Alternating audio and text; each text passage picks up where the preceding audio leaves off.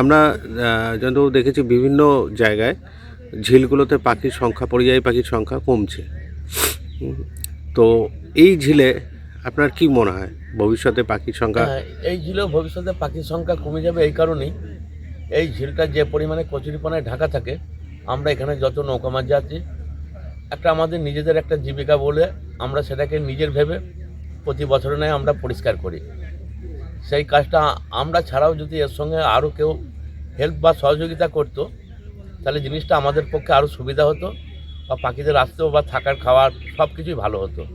কারণ যেহেতু আমরা এলাকার বাসিন্দা, যেসব জায়গাগুলো আমরা হয়তো পানা জমে গেছে, পানাটাকে তো একটা পাড়ে তুলতে হবে, সেই সব পাড়ে তুলতে পারছি না।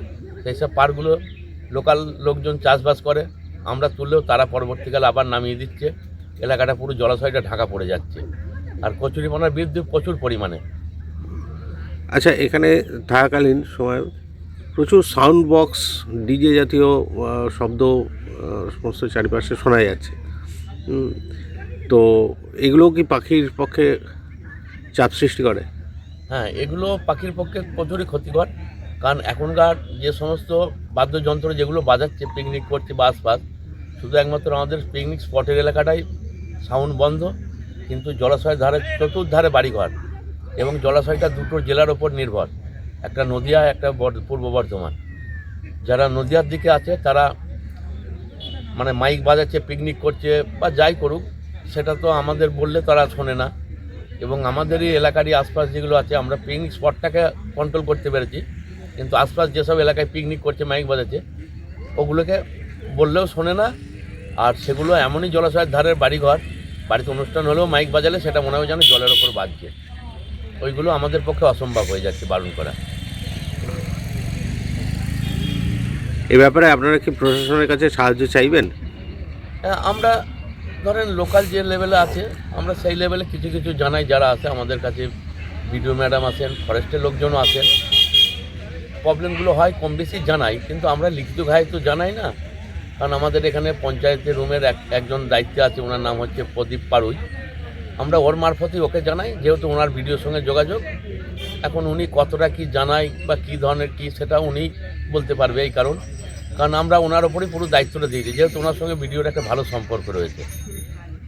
জয়ন্তবাবু, আপনি কত বছর এই প্রফেশনে আছেন? আমি অ্যাকচুয়ালি মানে অ্যাকুইট ঘাই করছি আজকে 28 বছর। আর তার আগে 3 বছর করেছিলাম, তখন আমি ক্লাস 8-এ পড়ি। স্কুলে সেই সময় বাইরের স্কুলের সঙ্গে যোগাযোগ করে স্কুলের মাস্টার ছাত্র সব এসেছিলো, তাদের নিয়ে ওই ঘুরতে বার হয়েছিলাম, ওই শুরু।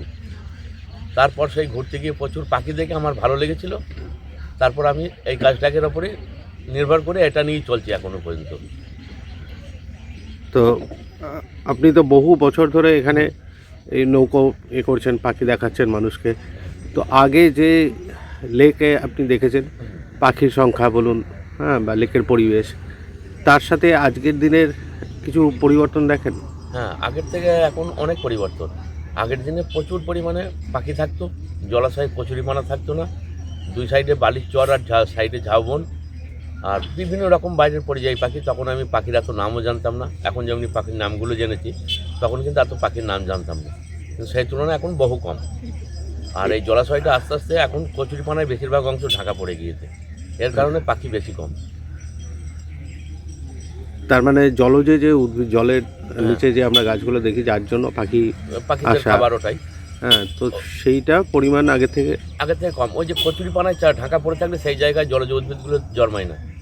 ফাঁকা জায়গা হলে জলজ উদ্ভিদগুলো হয়, সেই জায়গায় পাখিগুলো খাবারটা খেতে ভালো পায় এবং তারা সংখ্যায় অনেক বেশি আসে।